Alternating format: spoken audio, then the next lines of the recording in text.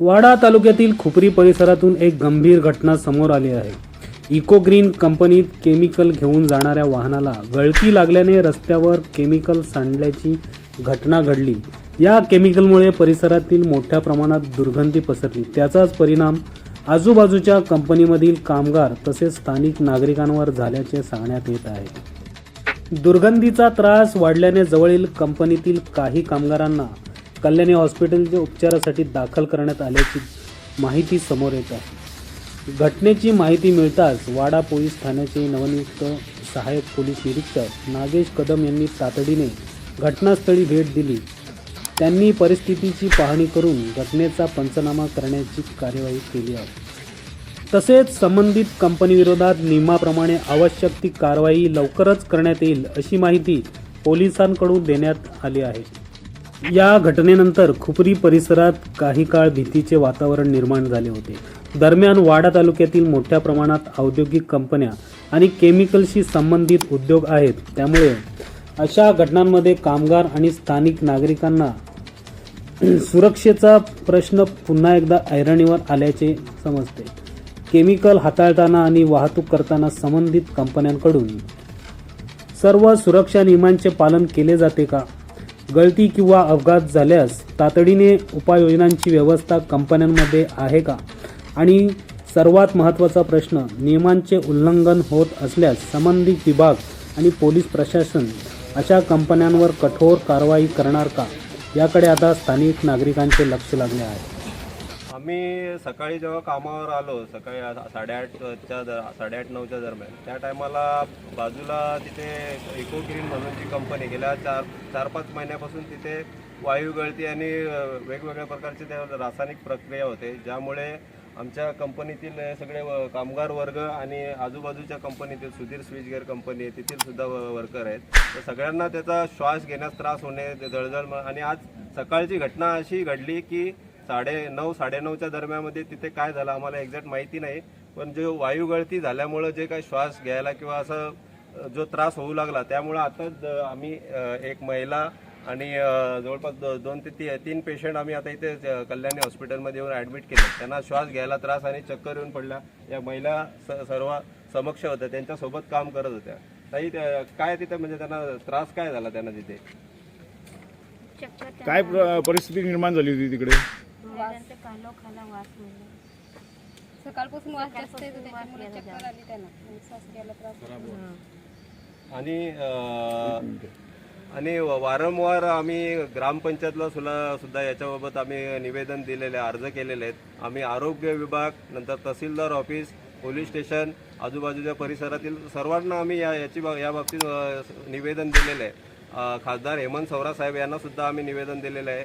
त्यानंतर बरीचशी मंडळी येऊन इथे भेटसुद्धा करून गेली, परंतु त्यानंतर सुद्धा आज तुम्ही परिस्थिती बघू शकता का आज ही अशी वेळ आलेली आहे का आम्ही तिथे, मी योगेश बाळाराम लकडे, मी तिथं सुद्धा एम्प्लॉई आहे, सुपरबॉन्ड कंपनीवर काम करतो। आणि हे वर्कर हे सुद्धा आणि बरेचसे वर्कर आता आज कामावर वास घेता येत नाहीत, श्वासोश्वास असा गुदमरतो, त्यामुळे सगळे निघून गेले। आज कामावर कोणीही थांबलेलं नाही तिथं, अशी परिस्थिती निर्माण झाली। त्यामुळे खूपच ही आरोग्याच्या बाबतीत तर एवढी हानिकारक परिस्थिती की आपण कुठल्याही पद्धतीने हे मानवतेला धरून नाही आहे।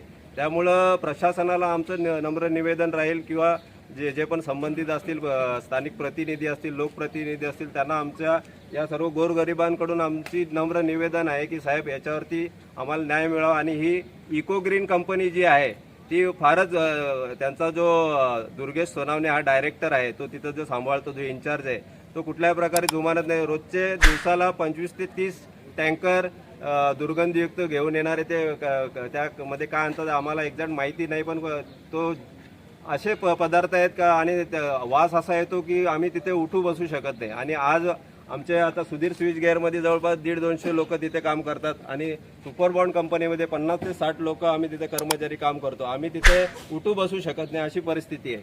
आणि या कंपनीमुळे, यांच्या प्रदूषणामुळे, रासायनिक वायू जी काय गळती होते, त्यामुळे आम्ही तिथे आता आमच्यावर उपासमारीची पाळी आलेली आहे। त्यामुळे आम्हाला न्याय कोण देणार? तर आम्हाला स्थानिक प्रशासन आणि सर्वांना आमची नम्र विनंती आहे की आम्हाला इथून न्याय मिळावा आणि ही इको ग्रीन कंपनी विरुद्ध कठोर कडक कारवाई करावी। आम्ही MPCB आणि यांच्याकडे सुद्धा तक्रार केलेली आहे. त्याचीही कुठल्याही प्रकारची दखल घेतलेली आहे. कुठलाही अधिकारी इकडे फिरकलेला नाही. वरवर त्यांचं काय आहे का आम्हाला काही कळत नाही. मग आम्ही न्याय तरी कोणाकडे मागणार? तर आमची सर्वस्वी या कामगार वर्ग आणि सर्वांकडून नम्र विनंती आहे की ही इको ग्रीन कंपनी इथून शिफ्ट झाली पाहिजे, अन्यथा बंद झाली पाहिजे. हे आमचं प्रशासनाकडे आणि सगळ्यांना लोकप्रतिनिधींना सांगणं आहे. धन्यवाद. साधारणतः सकाळी किती कामगार म्हणजे याच्यापासून हॉस्पिटलमध्ये जे ॲडमिट झालेले आहेत? आता सकाळी तुम्ही बघता 9-9:30 जेव्हा मी कामावर आलो, मला 1-2 जणांचे फोन आले. मी रस्त्यातच होतो त्यावेळेला मला फोन आले की भाऊ असे 2-4 जे कामगार आहेत त्यांना श्वास घ्यायला त्रास होतो. आणि मी स्वतः तिथं आल्यानंतर मग त्यांना माझ्या स्वतःच्या गाडीमध्ये बसून मी इथं आता कंपनीमध्ये घेऊन आलो. त्यामध्ये एक महिला आणि 2 सुपरबॉन्डचे कर्मचारी, संजय पराड आणि काशीनाथ बरब असे सुपरबॉन्ड कंपनीमध्ये काम करणारे इथले कर्मचारी आहेत. आणि त्या ताई सुधीर काय नाव मिताली ढापले म्हणून सुधीर स्विच गिअर कंपनीमध्ये कॉन्ट्रॅक्टमध्ये काम करतात. त्या सुद्धा इथे आता ऍडमिट झालेले आहेत. आपण संबंधित आज प्रशासनाला कुठल्या अधिकाऱ्यांना कळवलंय का या संदर्भात? आम्ही आरोग्य विभाग, नंतर तहसीलदार विभाग, त्यानंतर पोलीस स्टेशन आणि MPCB यांच्याकडं सुद्धा तक्रार केलेली आहे.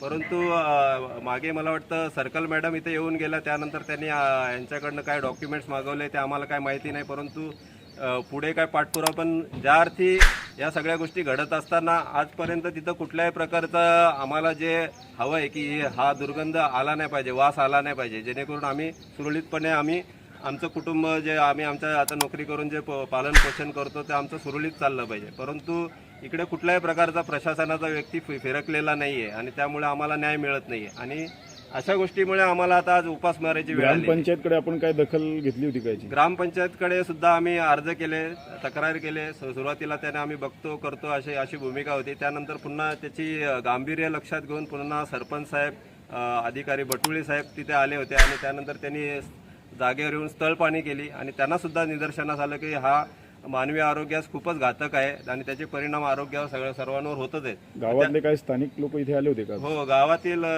मिलिंद पाटील, मोनिश पाटील, तानाजी पाटील, दिलीप पाटील, शशिकांत पाटील वसुरीचे, गिरीश चौधरी असे सर्वांनी इथं भेट देऊन आम्हाला सहकार्य केलेलं आहे. परंतु अजूनही कुठल्या पद्धतीने ही कंपनी जशी बंद व्हायला पाहिजे, हा त्रास आम्हाला व्हायला पाहिजे असं अजूनपर्यंत तरी झालेलं नाही.